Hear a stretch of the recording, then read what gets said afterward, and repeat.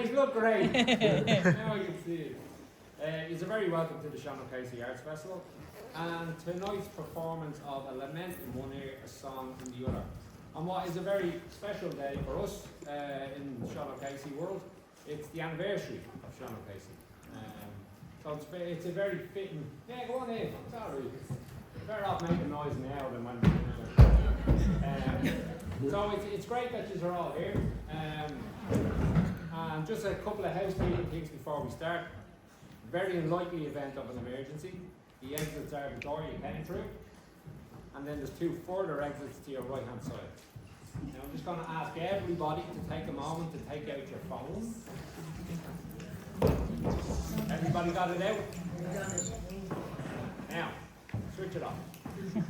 Or at least switch it on silent. I do have a big stick back there.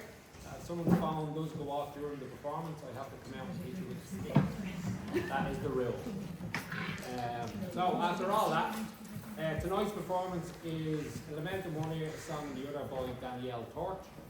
And I'm going to stop talking now because I have to try and remember the song I'm about to sing in a second. So sit back, relax, and enjoy the show.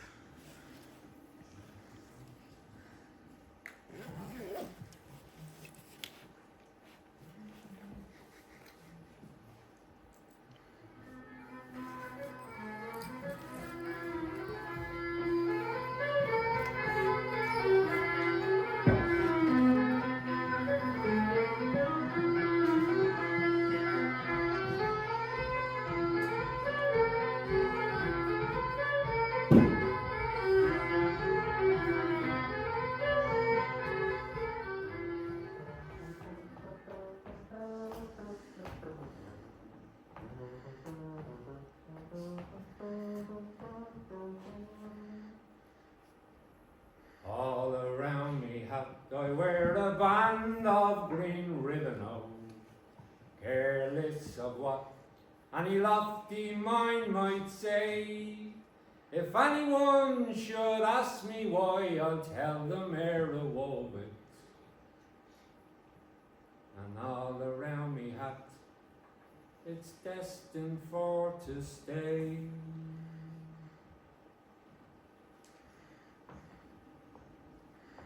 I have my own personal opinion on what way play writing should go, on the form that the drama should take. Not only now, but I wrote a book called The Flying Wasp 25 years ago, and I sat down in that book as far as I could credibly do it, my opinion as to what the drama ought to be. It ought to be, not in any particular sense, but in a general way. It ought to be a combination of all the arts.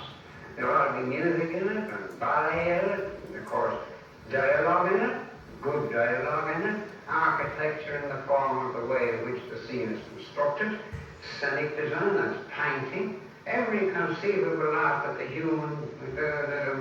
human being knows should be crafted and intermingled and woven together in the drama. I've tried to do that ever since I dropped off writing what was called realism. Though honest to God, I don't know, I never did know, I never will know what exactly realism means, or any of the other forms to which names are given, such as expressionism, impressionism, realism, all that sort of thing. And they're all mysteries to me.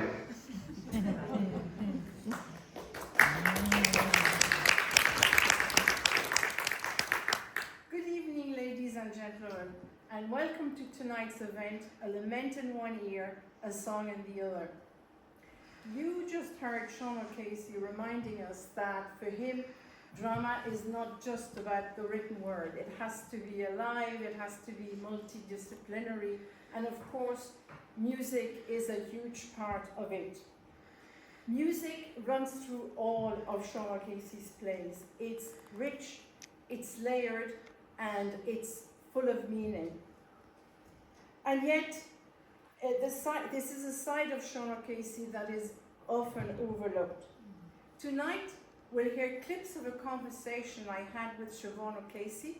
For those who don't know, Sean O'Casey is Sean and Eileen's daughter. And then we'll be joined on stage by Paul O'Brien, historian and author of Sean O'Casey, political activist and writer. So let's dive into a mix of family stories, theatre, politics, and the music that ties it all together. When I spoke with Siobhan, the first thing that she pointed to was a CD that was released in 1979. It's called The Green Crow Cause and was produced by Paul Brady. And on this CD, you find quite a few tunes that were taken from Sean's plays. Before you start, I'm going to ask you a few things really. Have you heard the Paul Brady CD of Sean's songs? He was a little bit complicated. His producer was Sean Murphy, and he had to get his permission that he had died in order to redo it, because it was done ages ago. I didn't really have anything to do in the making of it. It was Paul Brady and Sean Murphy. And of course, John Kavanagh sings all the songs. They're very interesting arrangements, which is nice, it brings it up to date, sort of thing. The first two pieces of songs you heard in the introduction were taken from that particular CD. When I was doing research for this project, I noticed something, a detail which was rather charming. In the very few interviews that are available online with Sean O'Casey, it's quite clear that it's very difficult for him to resist breaking into a song. And here we have a wonderful example of this, in which Sean O'Casey is asking Barry Fitzgerald to sing along to When the Robin Nests Again. You, Barry, were the greatest comedian that ever trod the English stage. Thank you very much, Sean. And now, Barry, you talk a lot. And I think it's nearly time we took a little rest and headed the rest with a drink.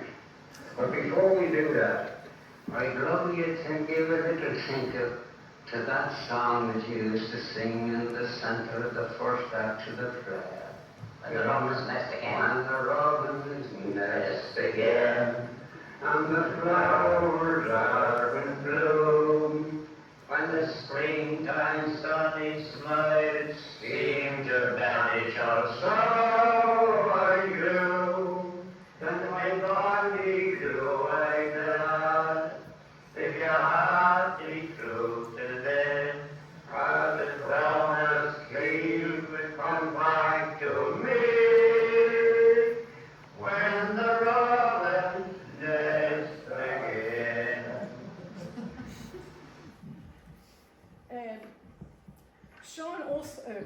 Siobhan also shared a lovely detail.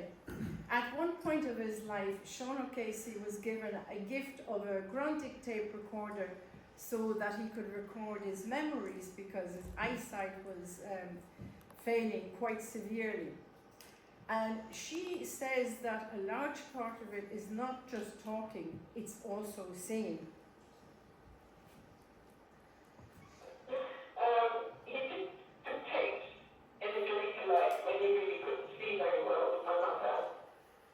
It was Bernard Miles's suggestion. He sent him this Grundig tape recorder.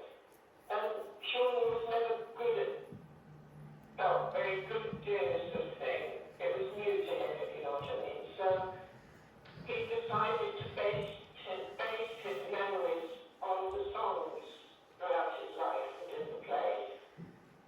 And I don't know where these take. I know I've got them somewhere, but lots of people were all around that. They are in the National Library of Ireland with all his stuff. So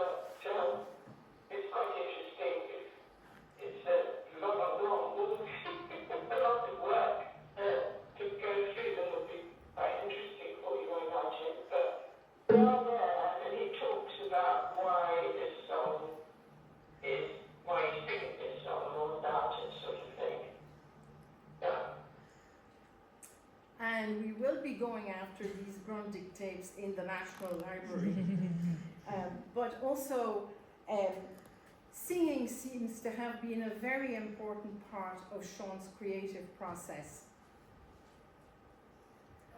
He's done a lot.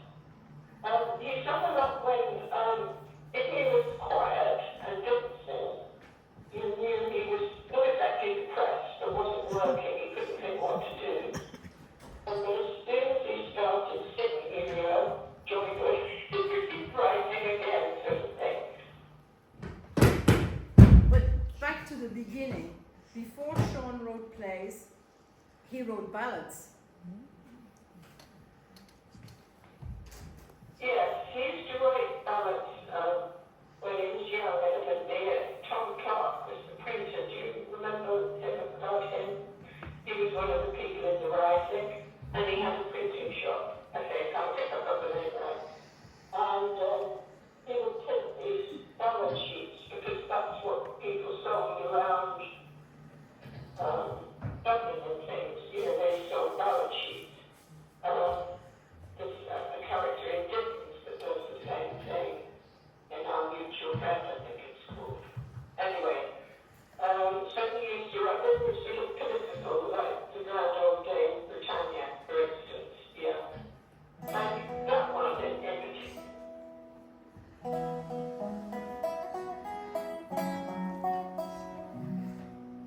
Come all ye scholars, saints and bards, said the grand old Dame Britannia.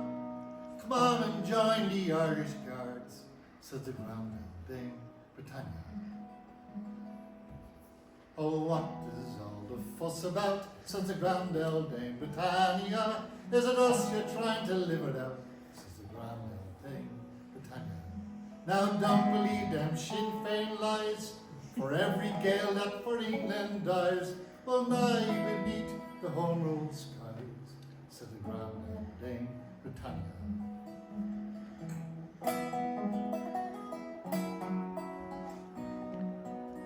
Now Redmond has the battle won, said the grand old Dame Britannia. He's finished what Wolfe Tone begun, said the grand old Dame Britannia.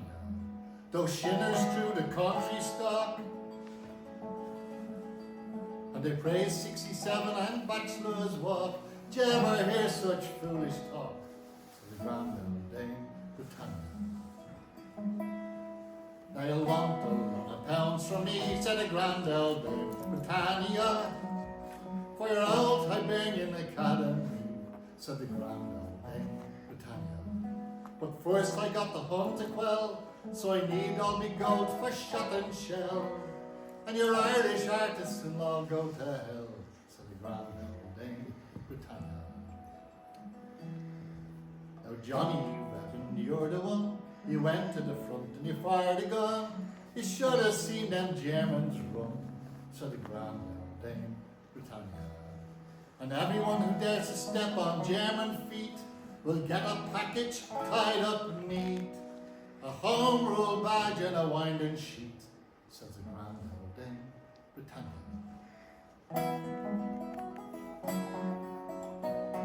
Come all you scholars, saints and bards, says the grand old Dame Britannia. Come on and join the Irish Guards, says the grand old Dame Britannia.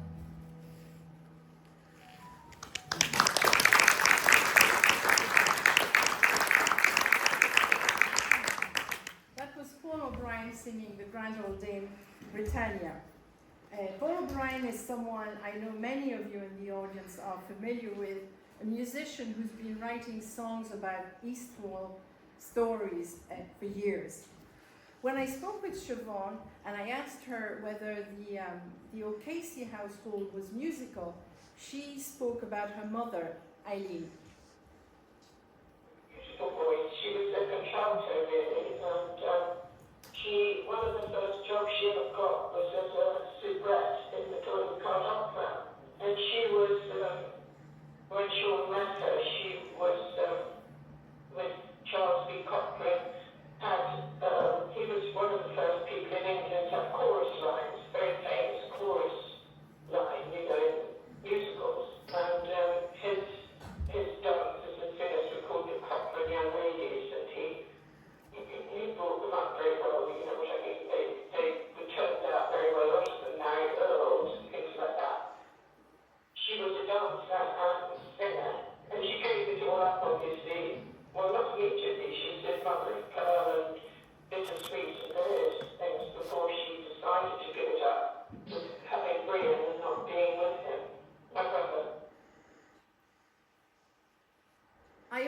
asked Siobhan if the family sang together. And then she shared a lovely memory of her father, Sean, attending one of her school plays and discovering with delight, he was thrilled seemingly to see that they had used a song that he himself had used in Juno and the Peacock. Shame, wasn't it? We never had a Katie or a sing around. No. I mean, we did sometimes. I mean, one of my memories of Sean is I was in an opera. There's this lady put operas on at high school when we were between 8 and 13, and it was the troubadour. And I was 10, can't believe it. And of course, the famous song in that is Hotel Mountains. And Sean said, oh, that's in my play. And I said, oh. And then I later asked him why. And he said, well, they used to have sort of little opera companies going around, you know, and people would pick up the songs. And people would sing them in their, you know, the more middle class people would sing them accompanied by a piano. And you'd hear the music wafting out all over Dublin because that's what they did. They made their own music in various different ways. In a moment, you'll hear Sarah Allgood and Kathleen O'Regan singing Home to Our Mountains in the 1930 Alfred Hitchcock version of Juno and the Peacock. Up the little green leaves, down the leaves. Order to the song.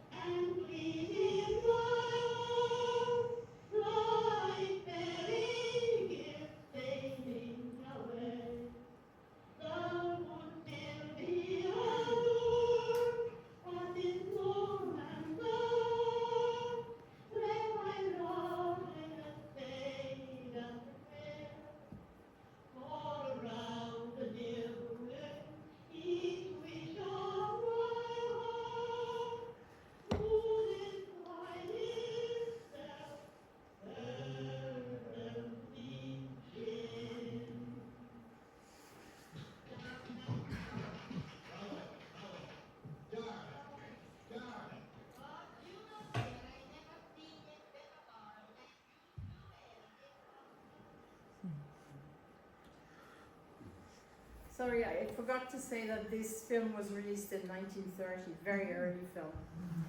But all Sean O'Casey's plays were brimming with song. And Siobhan pointed out as well that music was an element that grew more and more important as Sean got older. I mean, they wrote it as folk music, and his big later work after The Silver Taxi Within the Gates is almost an opera, you know, it's full of dance and song. Siobhan also reminded me that the play, the title of the play, The Silver Taxi, comes from a song. Yes, that's, he heard that being sung by a friend of his who was what was then called a coal factor. He was a merchant in coal. And he was from Scotland, and he went into the office and he was singing, you know, the Silver Taxi song.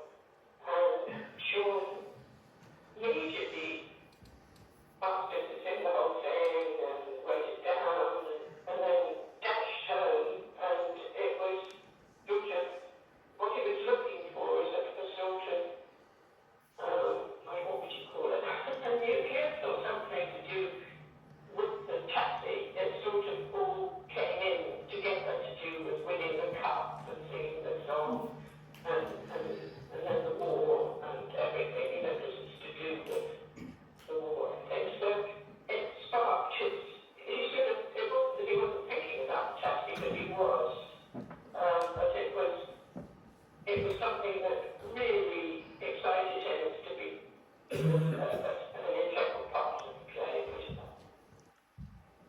The Silver Tassie marked a real marking point in terms of Sean's creativity.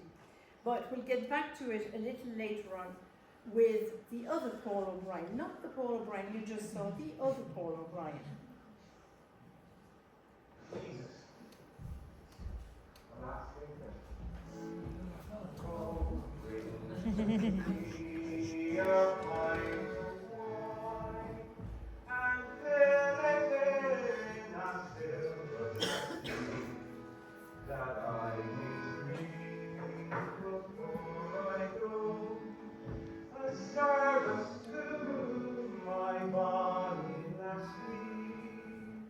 The boat rocks at the Pyramid, for now the wind blows from the ferry, the ship rides at the Berwick Road, and I must leave my bonny Nelly. The trumpets sound, the banners fly, the glittering spears are right and ready. The shouts of war are heard afar. The battle closes thick and bloody. It's not the roar of sea or shore that makes me longer wish to tarry, nor shouts of war that's heard afar. It's leaving me, my body ruddy.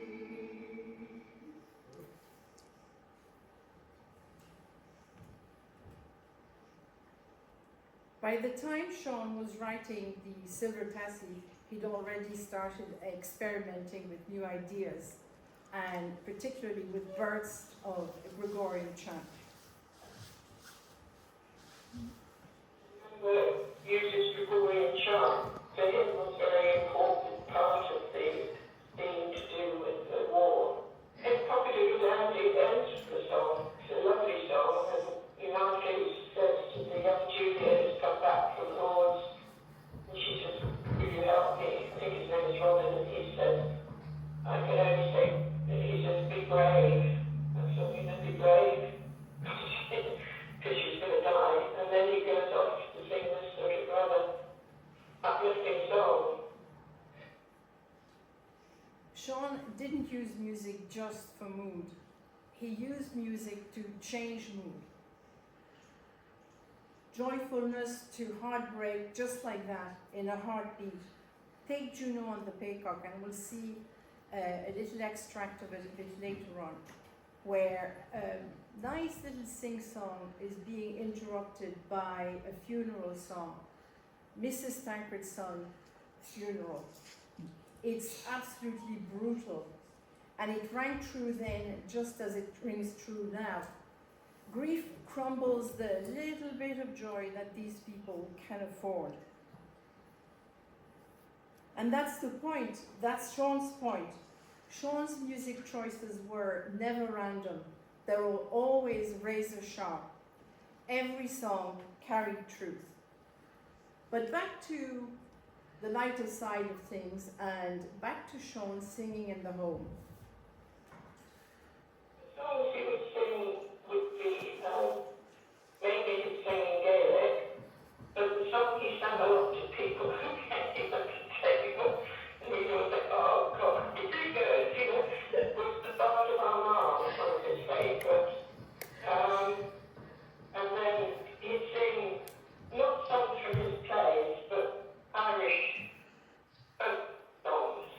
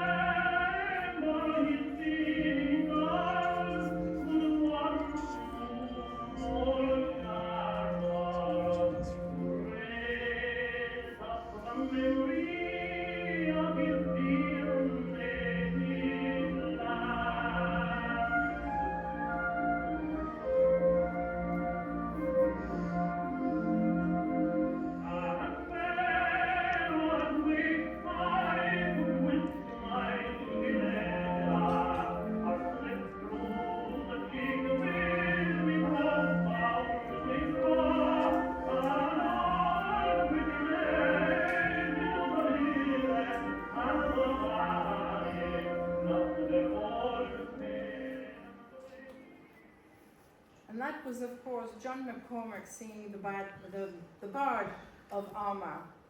I also asked Siobhan if there were other musical influences going around in the O'Casey household. He'd sing not songs from his plays, but Irish folk songs. And then he'd listen, my brother, Neil, who died young when he was 21, had a very interesting in music, and particularly into jazz. And Sean would go, and that's traditional jazz. And Sean would listen to, go and sit with him, listen to Lead Belly and all that. And, you know, those, and then he also liked Catherine Ferrier, and he'd listen to her. And in a way, us children, particularly Neil and later Neil and Brian, particularly Neil, it would be, he grew to love Mozart, and he listened to Mozart and to Beethoven a bit too, but Mozart became his real love, and I think that's because of the melodies in Mozart. There was one final question I asked Siobhan. I asked her if she herself was musically inclined. I do love music, yes. I mean, I do. I'm not a musician in any sense of the word, but I went to a school where actually music was very near us, because it was at a music school up the road, and then it had a music summer school, and I fell in love with Dietrich Fischer-Dieskau. You know, we had Benjamin Britten and Peter Pearce came and everything, so it was all part of us, and Stravinsky visited. So it was just part of the atmosphere of the school, really, because it was run by this very wealthy American woman called Dorothy. My chat with Siobhan ended on a sweet note with the promise of a cup of coffee next time she's in Dublin. I was absolutely delighted to have met Siobhan, of course, a few years back, and I have to thank Joe Mooney for that. And then, of course, having the opportunity to have this chat with her. Sean O'Casey has played a major part in my life, and one proof of it is sitting right here in this audience. Before we bring our next guest on, here's a song that many of you might know from The Plough and the Stars. And please, if you know it, don't be shy, sing along.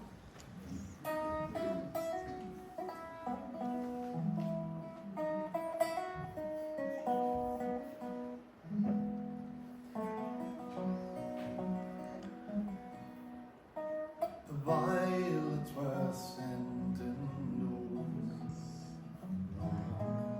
displaying their charms to the bee. When I first said I love only you, said you love only me.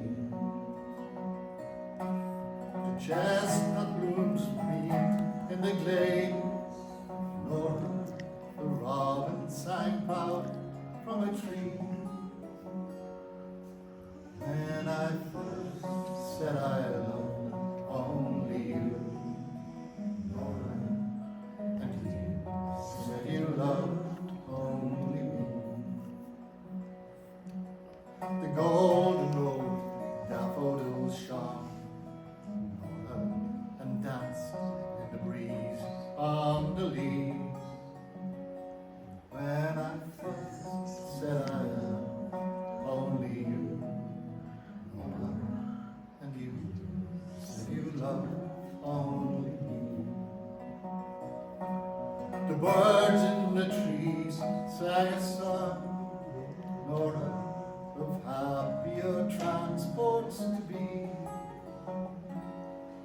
When I first said I love only you, Nora, and you said you love only me.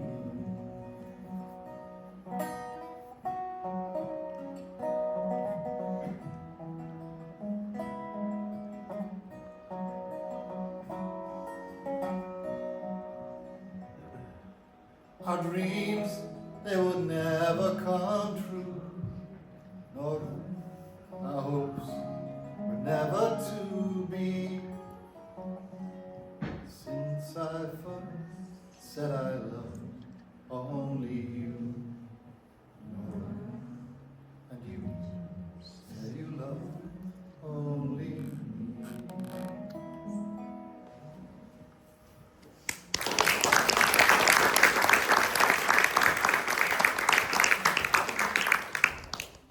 Our next guest is someone who knows Sean O'Casey back to front.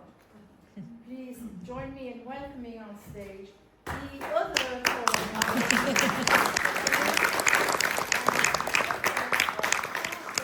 political activist and writer. And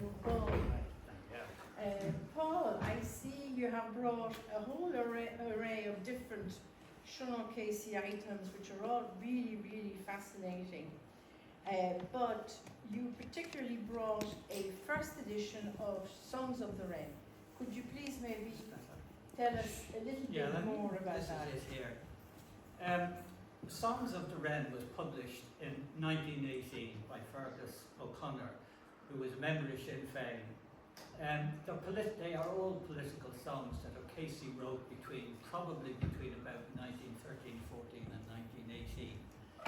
And what he's trying to do in these songs is satirise particularly the way the war is being portrayed in Ireland in a lot of the cases. For instance, if the Germans came to Ireland in the morning, the demi-semi home rule bill song. So these sort of songs are the ones that he's written in that. I mean, particularly about if the Germans came to Ireland in the morning is an anti-conscription song.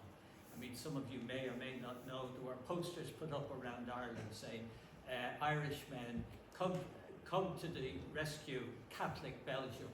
They appeal to sort of Irish Catholicism to go out and save Catholic Belgium. And 200,000 Irish men answered the call over the 4 years of the First World War. So that's what O'Casey in Songs of the Wren was doing. Now it's quite interesting is that it's called Songs of the Wren, because in Irish mythology, the wren meant betrayal. And that's what's within these songs, how Britain has betrayed Ireland, as how people who support Britain have betrayed Ireland. And I'll talk about one of the other songs, The Man from the Daily Mail, a little bit later. Yes, I wanted you to ask you if you could say a few words about the song Red Roses for Me. Yeah. Red Roses for Me is in the play of the same name.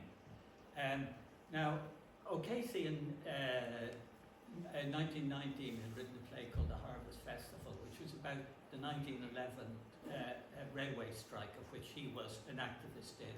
He was a member of the railway union at that particular stage. But the play really is not by any means one of the plays that anyone puts on today. He lectures at the audience.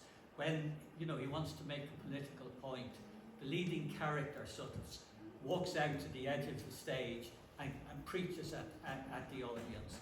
And he learned from that, and therefore, when he came to write the Red Roses for Me, which was produced in 1942, it's a much more complex play than that.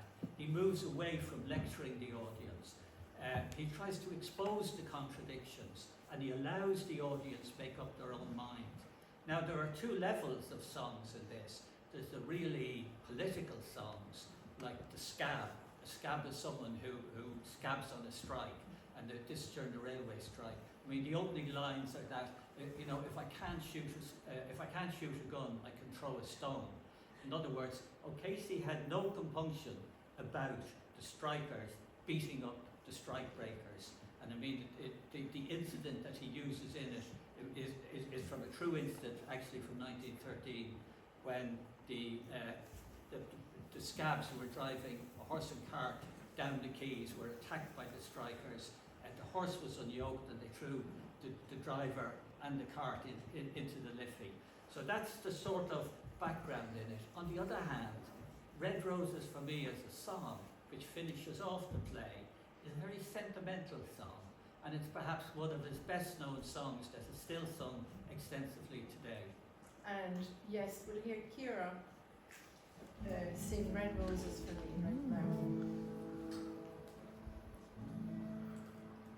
I saw her black shawl hides her body entirely,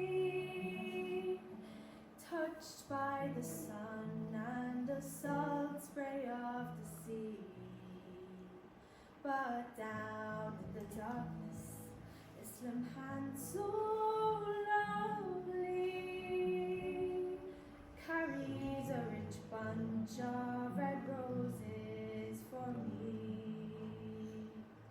Her petticoat simple and her feet are bare,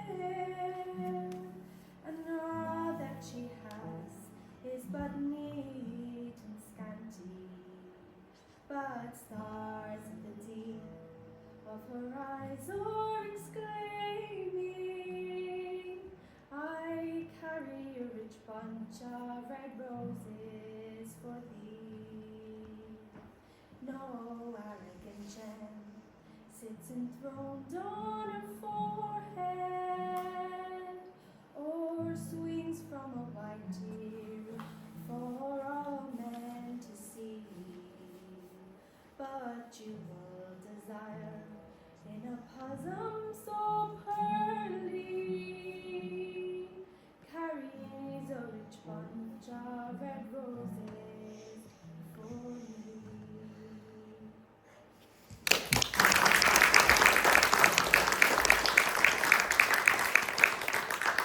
Thank you, Kira. And the first time I heard Kira sing Red Roses for me, she was standing on 2nd Avenue, 7th Place, the very place where Maura Keating lived. And who was Maura Keating, I hear you ask? Well, Maura was a young Catholic teacher who happened to be Sean's first love. But it happens in East Wall, of course. Paul, can you share another example of this bond between music, place and history? Okay, well just before that I just want to say something about the first American production of Red Roses for me. I thought it was very interesting. This is the program from 1956, and you know the way at the beginning of the play Anto said, you know, in case of an emergency, check where your exits are. The one in 1956 in America was, in the event of an air raid alarm, remain in your seats and obey the instructions of the management. Probably expecting a nuclear war to break out at that particular time. But anyway, yes.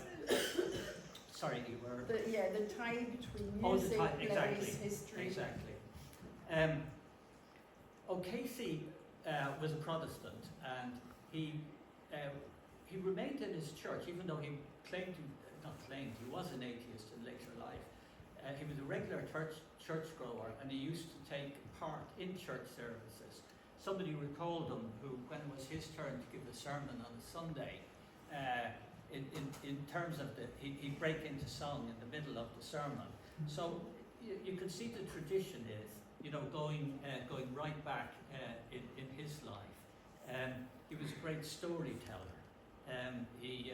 When he produced little sketches for either the Gaelic League or the Irish Republican Brotherhood, of which he was members of for the first 10 years, from 1900 to 1910, he would always include little songs or pieces of poetry in it, because he believed that song, poetry, music was, as he said earlier in the first part of it, song, poetry and music were an integral part of the drama.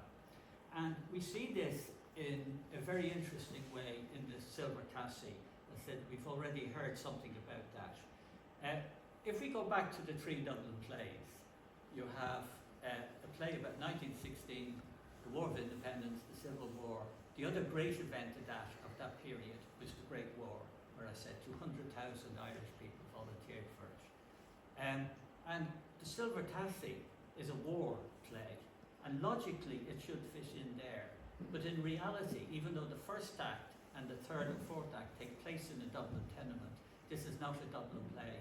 It's a universal play. He's speaking to the world about the evil of World War I. And as he uses chant, the characters in the second act are abstract rather than actual people that occur in the first and third and fourth act.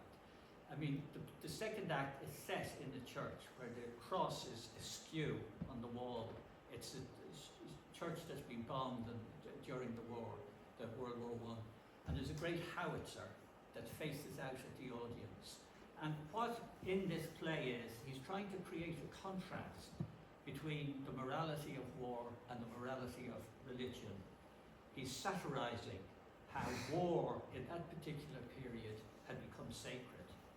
And so you see the songs in it are not just the things like sentimental songs like Red Roses for Me or Nora or whatever. There are songs like the Song to the Gun, the Stretcher Bearer's Song, the Surgeon's Song, that he's speaking about how awful war actually is. And the second act is, in fact, a musical act. O'Casey, in the introduction there, said himself that in this play he was trying to break away from realism. I mean, he was accused in this period, he wrote this play in 1928, he was accused in this period of just sitting around pubs, writing down all the witticisms that people said in pubs, and then produced them on his plays. I mean, which is, of course, utter rubbish. O'Casey wasn't a drinker, he didn't frequent pubs anyway, but that's neither here nor there. So when he then produces or writes a second play from the post-Dublin plays period, 1934, this play, Within the Gates. Within the Gates, at the end of it, has 30 pages of music and lyrics within it. This is a play about the Great Depression. And again, the characters in it are not individuals, they are there to represent the universality of poverty and oppression within British society. So you have the first down and out, the second down and out, the young whore, the bishop. As I said, people who are only referred to in the abstract. And that's full of music, full of song. In other words, it's almost an opera. It wouldn't have taken a great deal more if he had to put it to music for it to be of an operatic nature. Yeah, and Paul, you also brought a kind of a cult object for me because I can't find a copy of it at all, but you have one. And seemingly the other Paul O'Brien also has one. It's an album of Sean O'Casey recordings, and on it, yes, on it there is Sean singing The Wearing of the Green. Let's hear a clip from it. Grow on Irish ground, no more St. Patrick's Day we'll keep, our colour there not to see. For now there is a cruel law against the wearing of the green. Ah, then it's the colour that we wear, the England's cruel red. Let it remind. Yes, so that was Sean singing The Wearing of the Green. But now, let me ask you this question. How did Sean go about adding music to his plays? Well, just to go back to that, The Wearing for the Green, he took that song from Dion Boucicault's play Aaron the Pogue, Boucicault was very influential on O'Casey's drama, on the structure of his drama, because he too used music, songs, comedy in all it. But his was much more music hall than O'Casey's. O'Casey used the technique of the music hall to insert into his more serious and political plays as a way, if you like, of lightening the tension of between the comedy and the tragedy. He also, in nearly all of his songs, he himself never wrote any music, but he would either take a song from the tradition, like The Man from the Daily Mail is based on The Girl from County Clare. The Semi-Demi song is based on the same tune as The Wearing of the Green. And, but it's more than just putting songs in order to lighten the mood. It also has a political and a form of a way of progressing the play, of shifting the mood of the play from one particular time to another. So if you look at Juno and the Paycock,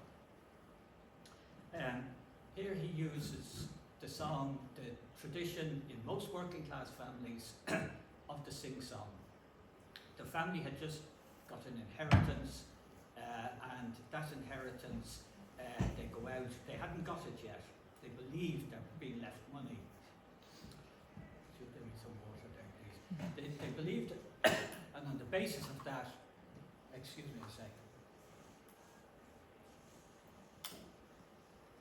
And on the basis of that, they go out and they buy furniture and all the bloody rest of it. And one of the things, the pride of joy of Captain Boyle is a new gramophone. Now a new gramophone would have cost more than a suite of furniture at that particular period. This was a statement about the Boyles that we've gone up in the world, and they invite all the neighbours in to have a sing-song and around it. And in the course of the sing-song, the Juno Boyle asked them all to be wished, because coming down the stairs is the funeral of young Tankard, her son, who was shot. He was a Republican who was shot by the Free Staters. And so it goes from this joyous occasion to one of immediate sorrow. In other words, it's not just about the songs. It's about how he can switch the mood in a matter of seconds by using music or breaks in the music or different forms of music to create different moods. Yeah, and we'll just we'll just watch that clip from Juno and the Paycock, that scene.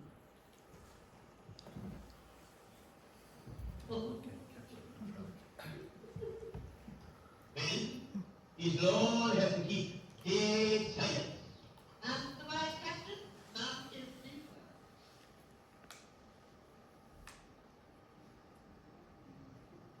It is the glory down and bang. If the cat they crack the boy, what is they do and bang? He's not his farm, of his own toy. Now he's made his thing, and he's open the bang. It was the best of a rainy day. So if the days are gone, he has to pack it on. To find a note and it goes on to say, if you're alright, you're in the farm. There's a railroad there for you. If you need, keep the needle crack. So long as you come from on and there's a way on the back. If you come from the mountain floor, oh come on, it's late so blue. Wishing you was all the things you want. Every one you were one of us. If you're all the way, this is a place for you. If you're ready, come in the farm. There's a way out there for you. If you need, keep the needle tight. As long as you come from one and there's a way to come. If you come from the mountain floor, Hey, what's wrong with you? this must be the funeral of Lord Tankard. Oh, wait a minute. No, he's wrong. He's there. He's the old one walking behind the coffin. He can hardly see the coffin for flowers. That's a darling view. So, Just to, Yeah. you notice in that excerpt, as in the play, the focus is on young Johnny Boyle, and who asked for silence, that he can't take it anymore. And the reason for that, of course, is that Johnny is the man who had betrayed his comrade, young Tankard, who got himself shot. So that's, the, if you like, the tension behind that particular scene in the play or the film. yeah. So I was going to ask you now to tell us a little bit more about the type of poverty that Sean was portraying in plays like Juno and The Baycock and the other plays, of course. I mean, it's hard to imagine today the poverty that existed in Dublin at the turn of the century, in fact the first 10 or 20 years of the 20th century. TB was absolutely rampant, and this is Malzer, who appears in The Plough and the Stars and dies in the process of the play, is not just a sort of Charles Dickens type young woman to tug at her heartstrings given her death. O'Casey was trying to put on the stage the reality of life in the slums. In Dublin at that particular stage, 1 in 5 deaths was for a child under the age of 1. The majority of those took place in the rat-infested, poverty-driven tenements in Dublin. Dublin had a higher rate of TB than either London, it had double of London, and it exceeded even that of Calcutta in India, which is always seen as the standard of which you judge poverty and disease against at that particular time. So this was the conditions that O'Casey was trying to illustrate. I mean, O'Casey himself in one of his letters describes how he goes into a tenement where there's a one-room family in one room, unemployment, large family, no money coming in, and in order to survive, they put a piece of string across the room that they're living in and sew together old star sacks, and they let out the other half of the room to another destitute family so that both of them might actually survive. I suppose without going through all the statistics, there was always one thing that stuck in my mind about the poverty that O'Casey is trying to expose at that time and show on the stage of Dublin, was that in Henrietta Street, number 7, in the 1911 census, there were 107 people living in the one house.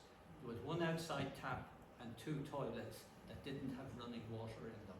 That's the conditions that 20,000 families in the inner city lived in the period that O'Casey is writing his plays. But just one point, which I do want to finish on. It is important to say that O'Casey was trying to expose the degradation, the poverty of these people, but he also shows the joy of these people, how they used music and song, and despite everything, they found nuggets, moments of joy in their lives, and it was mainly through music and song that they found that. Thank you.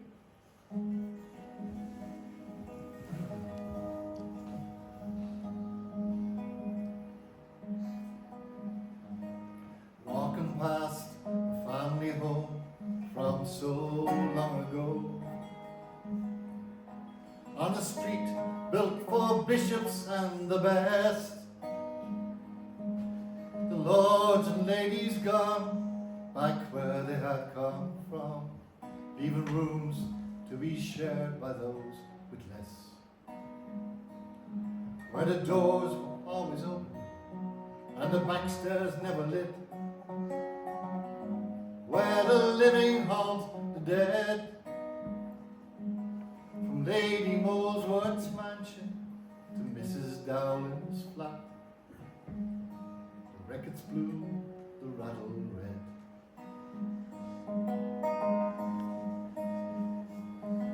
The sound of drunken men spoiling for a fight,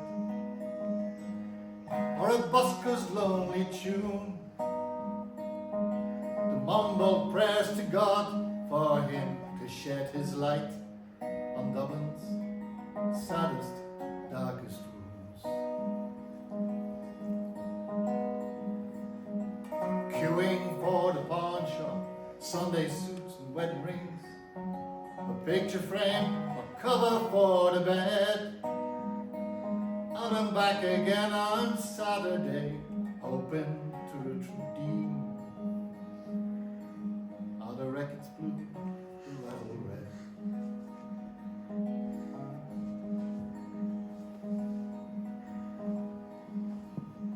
Where moneylenders knock and frightened mothers lie, living for the washing and the wakes, where summer babies lived and winter babies died.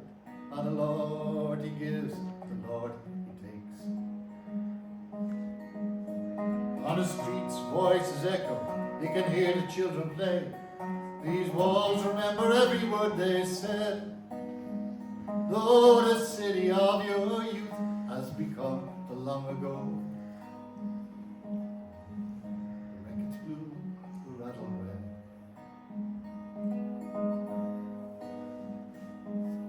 Pictures of the Sacred Heart, the buckets in the hall. Sunlight soap and hand-me-downs. Women huddled on the steps, wrapped up in their shawls. The glimmer men and ladies of the town. Where the doors are always open and the back stairs never lit. Where the living haunt the dead. From Lady Molesworth's mansion to Mrs. Dowling's flat. The wreckage blue, the rattle red.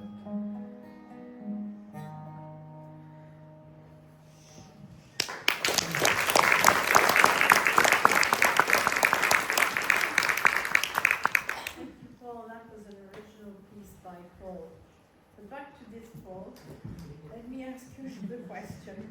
Do you think that the way Sean used music gives us a clue as to how he saw himself as a political activist? Yeah. O'Casey grew up within the Protestant tradition, as said, so he was used to song and music within that tradition.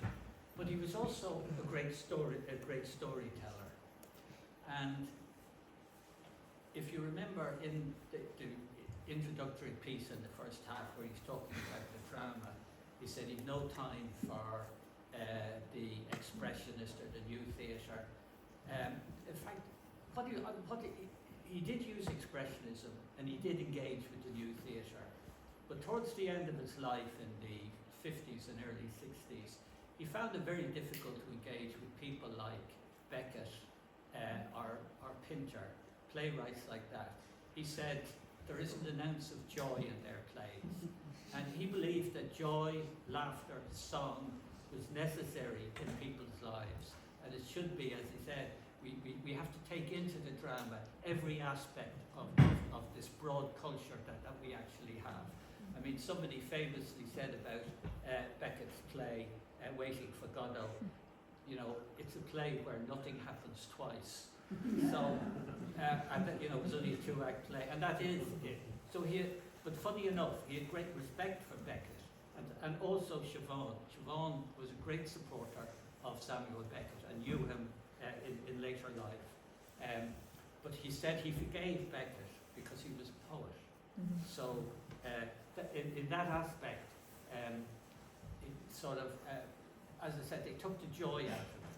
He insisted that there had to be those elements within theatre, within drama, to, as I said, to break up the tragedy, to break up the misery that perhaps has been presented on the stage. I mean, as an activist, if you read his political writings, I mean, he wrote a regular column for the Irish Worker between 1912 and 1915 when it was suppressed. He also wrote for the nationalist press, the Irish Freedom, which was edited by Tom Clark, who died in 1916. And in all of those, there isn't, and even later, during his writing for the Soviet press, there's very little contribution at a theoretical level that really stands the test of time. But what does stand the test of time is the ability to reach out to people, to talk about politics, to talk about ideas in a way that working class people can grasp them, can understand them. And I think that's really his great contribution as an activist. And of course, almost everything he wrote, in either for the Irish Worker or whatever, would always have a line of a song or a poem or something like that included in it. And I think that, as I said, that's his great contribution in those terms. Yeah, because Sean was, of course, a very complex man politically. Yeah.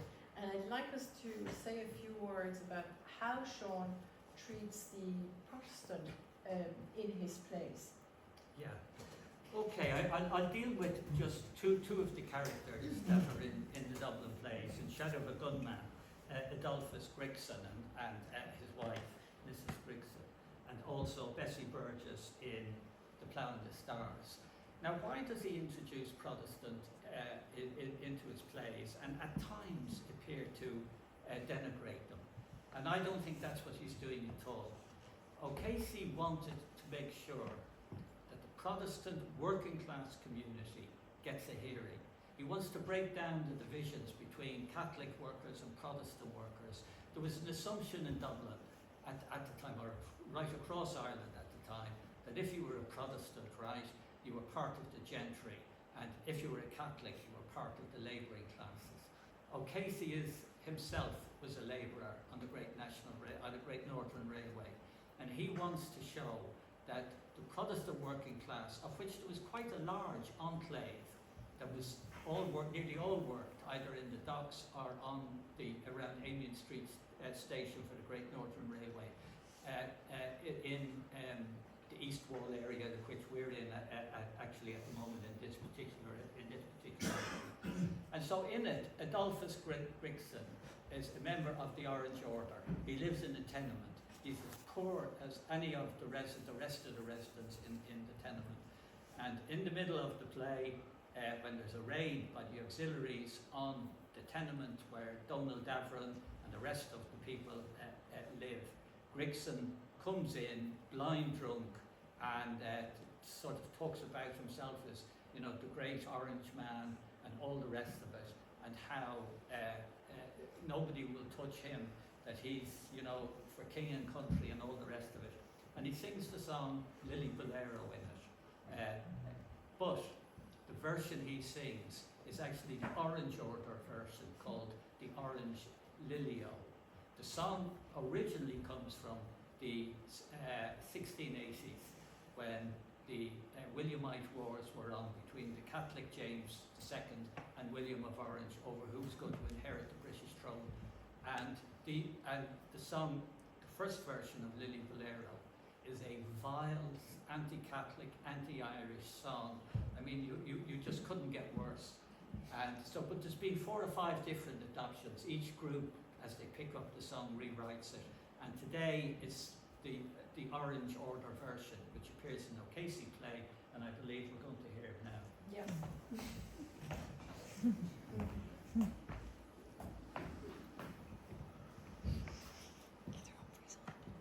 Here's to the first today.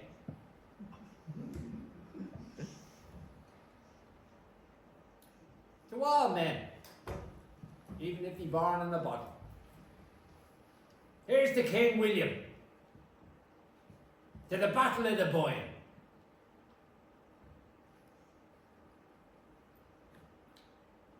To the Hobart Black Chapter.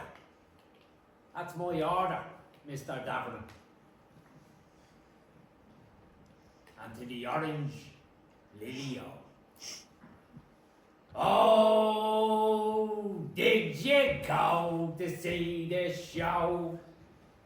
Each rose and Piccadilly, oh, to feast your eyes and see the prize won by the Orange Lily, oh.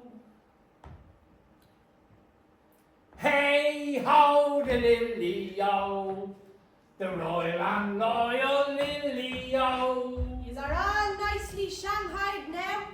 Sorry mental losses that have been kissing and cuddling their boys into the shedding of blood, filling their mind with fairy tales that had no beginning. But please God, they'll have a bloody quick ending, turning bitter into sweet and sweet into bitter, stabbing in the back the men that are dying in their trenches for them. It's a bad thing for anyone that tries to jilt the 10 Commandments, for judgments are prepared for scorners and stripes for their backs of films. Rule Britannia, Britannia rules the way. Britain never shall be slave.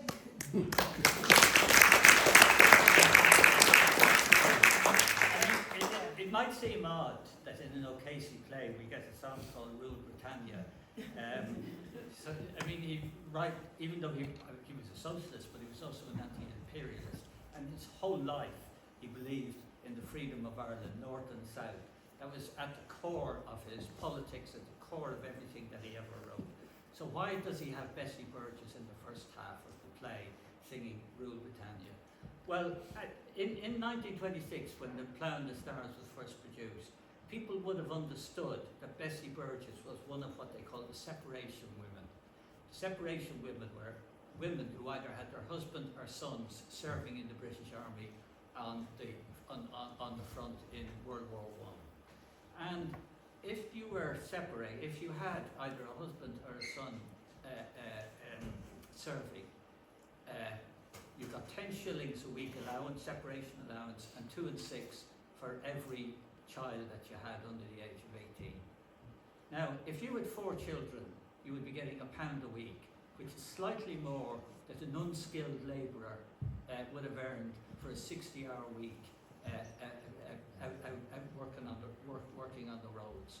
So Bessie Burgess represents that layer of people, not just the separated wives, who when the 1916 Rising ended, at the end of the Rising, when it was defeated and all the rebels are marched off, thousands of people were out in the street booing at them, shouting at them, jeering at them, how they'd failed. So in that too, where she's shouting out the window, you're all rightly shanghaied now, O'Casey is representing what happened at the end of the 1916 Rising, after it was defeated. But what's interesting about it is, right, you might think that here's a man who's a Protestant and he's running down his own community. But what I think is fascinating about it, in the second half of the play, Bessie Burgess is the one that shows the most compassion. Young Malzer is dying of TB. It's her who comforts her. Nora, who's just lost her husband, he's been killed in the course of the Rising in the Citizen Army, has gone insane.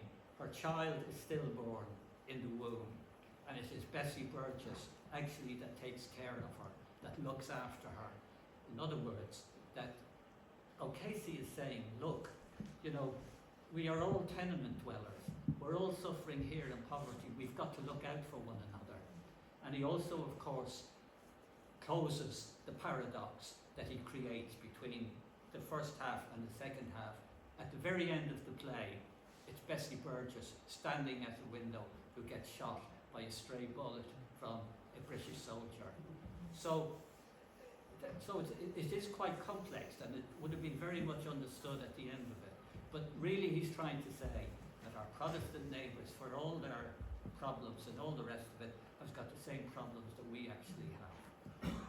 Yes, and Sean seemed to also have some issues believing in the fusion of the nationalist and the socialist agenda. How does this translate musically for Sean? Yeah, I mean, as I said earlier, he spent the first 10 years of his adult life working for the Gaelic League and the IRP, and it was really what turned him against the nationalists was the 1913 lockout. He himself describes how he would be working in the soup kitchen in Liberty Hall during the strike, trying to feed the family and children of the strikers. And a family would come in who'd just been turned out in the street by an Irish landlord because they were out in strike and couldn't afford to pay their rent. And then he says, and that evening I would go along to a nationalist meeting and I'd hear the same landlord who just evicted his family stand up and say, Britain is the problem. If we get rid of Britain, all our problems will be solved. And it was that contradiction that he found very difficult to live with. And certainly for a couple of years he became extremely critical of the nationalists. He didn't believe Connolly was correct in going into the 1916 Rising, that he'd sort of fought under the green flag where he should have been fighting under the red flag. But by 1918, O'Casey, because he was a very political guy, he saw that he'd lost that argument, that it was no longer possible to have a fusion of red and green in the way that he'd envisaged perhaps 6 or 7 years earlier. But he still wanted to influence Sinn Féin, perhaps in a slightly more left-wing direction. So, for instance, during the 1918 during the 1918 general election in November at the end of the World War I, where Sinn Féin won the majority in Ireland, he wrote an election song for them, Hurrah for Ireland and for Sinn Féin. He went out canvassing for the Sinn Féin candidates around the North Wall area of Dublin. So it isn't that he hated the nationalists or anything like that. He tried to do whatever was possible in the context of which he was actually operating in. And that we're going to hear now about the man from the Daily Mail, but I just want to say a few things about it, because this illustrates what all his songs are this particular about. It's about contradictions. I lived in England for 10 years and it was 10 years when the Troubles were on. And it always used to amuse me that in England you'd see the edition of the Daily Mail or the Sun vilifying the Irish in the most appalling and racist manners. And yet in the Irish edition you wouldn't have those stories whatsoever. In other words, it was the market that they were after. They didn't really care one way or the other. And while they didn't have Irish editions back when O'Casey wrote The Man for the Daily Mail, the viciousness, the anti-Irishness, the boorishness, the way it portrayed Irish people as drunkards, as alcoholics, as no-gooders, as men given to violence, and all the bloody rest of it was what it, so he writes this song, The Man from the Daily Mail, which actually turns it on its head. He inverts the prejudice. He turns it back on the British, and it's a wonderful agitational song from that particular period, which is still sung today. And during the recent Troubles in Northern Ireland, it was a song that was very popular up in the north of Ireland, given the way they were treated and portrayed in the British papers and British television.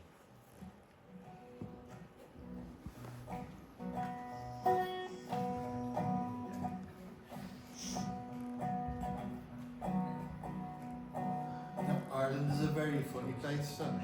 It's a strange and troubled land, and the Irish are a very funny race, son. Every woman's in common and on. Every doggy wears a tricoloured ribbon tied firmly to its tail. And I wouldn't be surprised if there'd be another rising, said a man from the Daily Mail. Oh, every bird upon my word is singing treble. I'm a rebel. Every hen and jay are laying hand grenades over there, sir, I declare, sir. And every cock in the farmyard stock crows in tribute to the gale. And I wouldn't be surprised if there'd be another rising, said a man from the Daily Mail. The other day I headed down to Clare, sir, and I spied on an old boreen such a band at Brighton. You see Fenians there dressed in orange, white and they marched along to the German goose-step, singing "Drawn You Well," and I wouldn't be surprised if there'd be another rise, said a man from the Daily Mail. Oh, every bird upon my board is singing treble. I'm a rebel. Every hen and jay is laying hand grenades over there, sir, I declare, sir. And every cock in the farmyard stock grows in triumph for the gale. And I wouldn't be surprised if there'd be another rise, said a man from the Daily Mail. Oh, the place is seething with sedition, Sinn Féin true and true. And the Gardaí are joining local units, and the password Sinn Féin too. Every doggy wears a tricoloured ribbon tied firmly to its tail. And I wouldn't be surprised if there'd be another rise, said a man from the Daily Mail. Oh, every bird upon my word is singing treble. I'm a rebel. Every hen and jay is laying hand grenades over there, sir, I declare, sir. And every cock in the farmyard stock crows in tribute to the gale. And I wouldn't be surprised if there'd be another rise, said a man from the Daily Mail.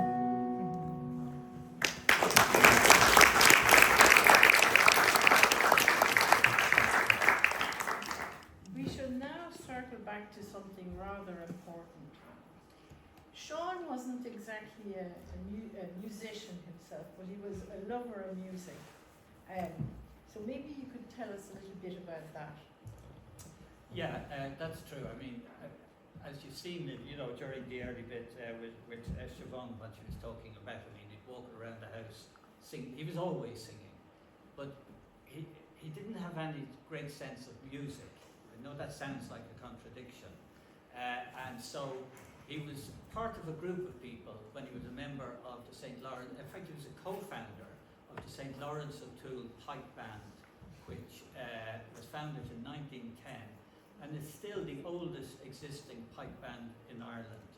And O'Casey bought himself, as he said, 7 yards of plaid and he used to march around with his plaid and his bagpipes, but to be honest, he never really mastered them. And after a while, he stopped playing, which we'll talk about in a minute as to why he stopped playing. But and he became the manager of the band, you know, from that time on in terms of his involvement with it. He was also involved in a great friend of Thomas Ashe, who died who took part in the 16 Rising out in Ashtown, and who also was a member of the Black Raven pipe band.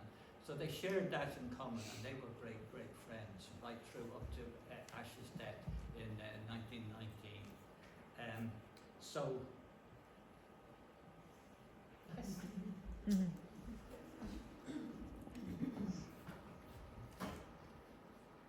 The sound of bagpipes in the house is disgusting.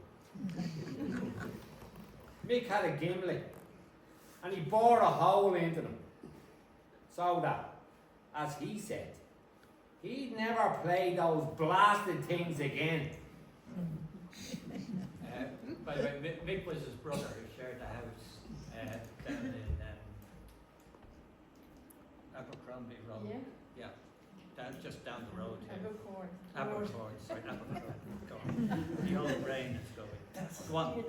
But anyway, before we wrap up, we also need to talk about Sean's legacy for the world of today, musically, theatrically, everything. Yeah, well, okay, I'll start with theatrically because we should finish on musically, seeing that's what the evening was about. I think his three Dublin plays, which I'm sure everyone knows about, and perhaps some of the later ones, but not all of them, but some of the later ones, will survive perhaps over the next 100 years. These are now classics of theatre, which are played all over the world and have been. His plays have been translated at this stage into 20 different languages, and as I said, are seen as classics of world theatre. But the problem is that we don't want just to see O'Casey, you know, locked away in the 1920s in these standard classic productions that are played far too often for the comedy, where the comedy is upped in order to gain a laugh from the audience, or even to, as the Abbey does far too often when it puts on a summer thing of the Plough and the Stars, or particularly Juno, where they play it for laughs in order to get the American audience in. But there are new developments in O'Casey that I think are very important.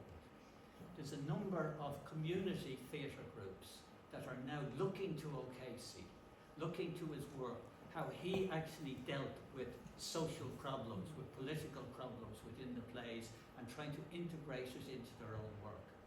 ANU, who's a theatre group that's based in the North Inner City here, took in 2018, they took O'Casey's play, Nanny's Night Out, which is a nanny is an alcoholic, poverty, homeless, reduced to drinking methylated spirits because she can't even afford alcohol.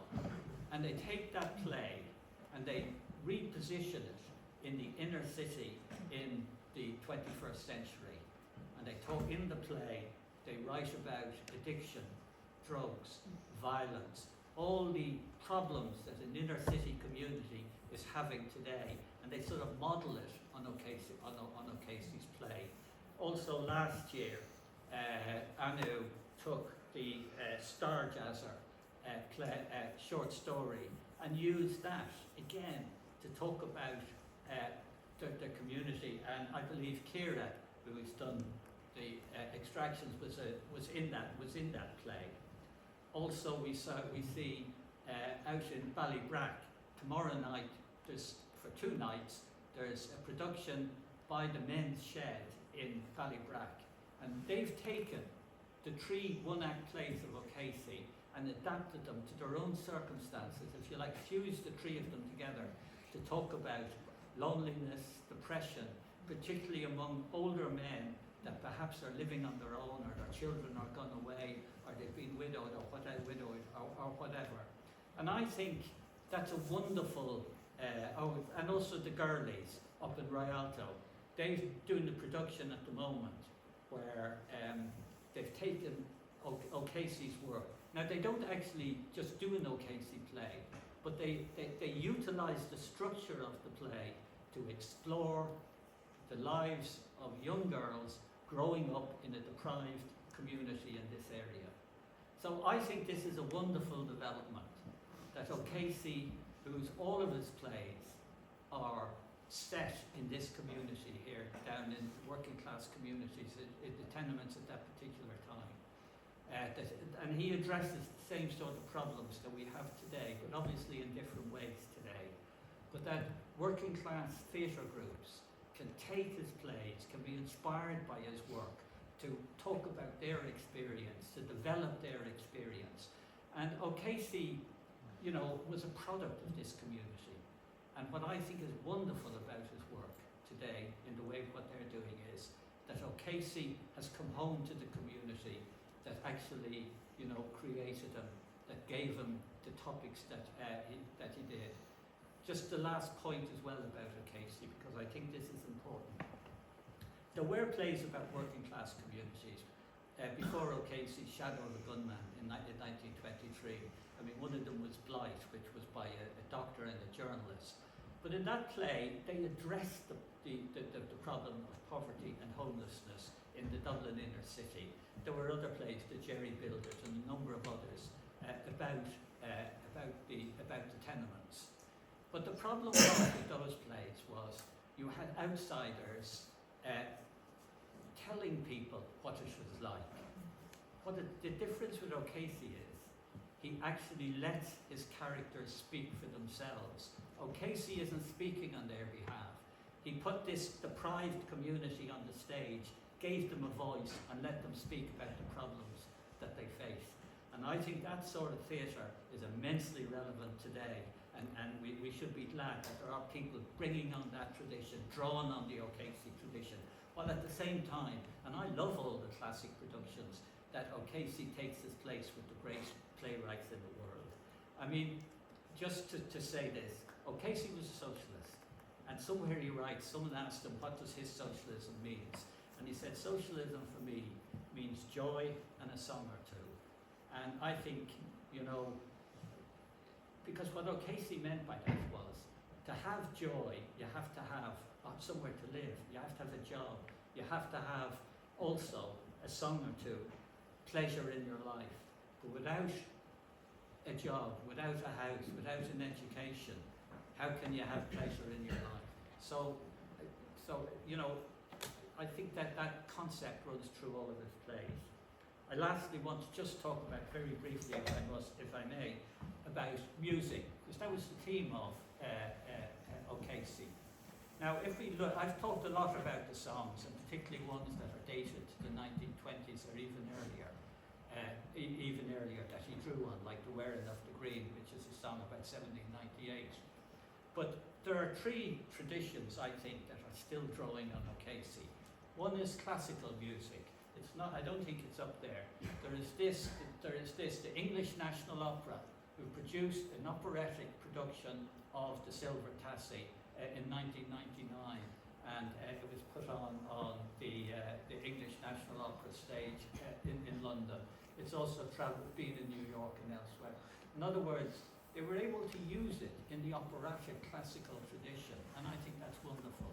Also, of course, in the folk tradition, his songs like Red Roses for Me, Nora, and a whole number of the Man from the Daily Mail, are still sung today in the folk tradition. I mean, even in 1994, I think it was, Ronnie Drew and Niamh Kavanagh singing Red Roses for Me got to number 13 in the Irish charts.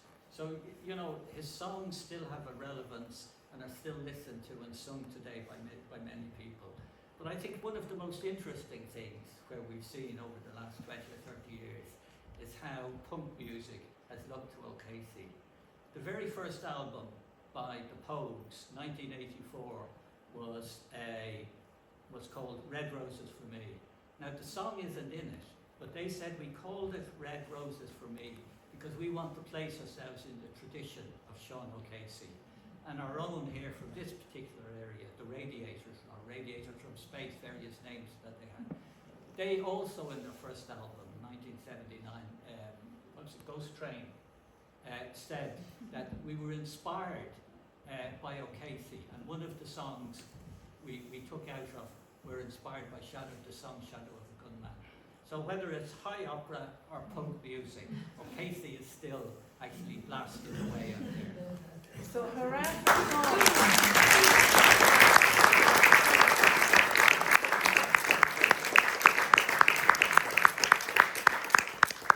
Thank you very much, Paul, for bringing all the bits together and telling us the political and artistic significance of songs and music in Sean O'Casey's work.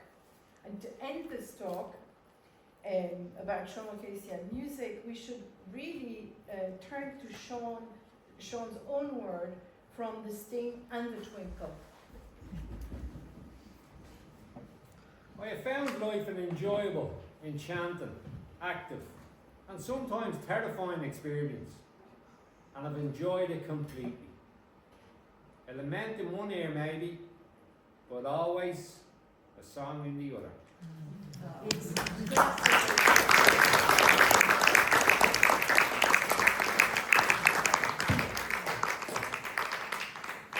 It's classic O'Casey. His plays reflect that too, with music often serving as a bittersweet touch, a little tune to dance to as the world crumbles into a state of chassis.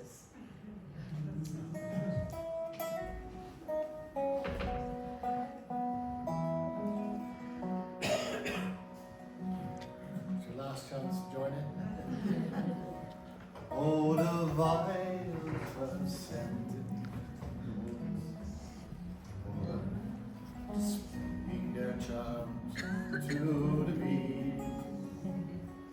When I first said I loved only you,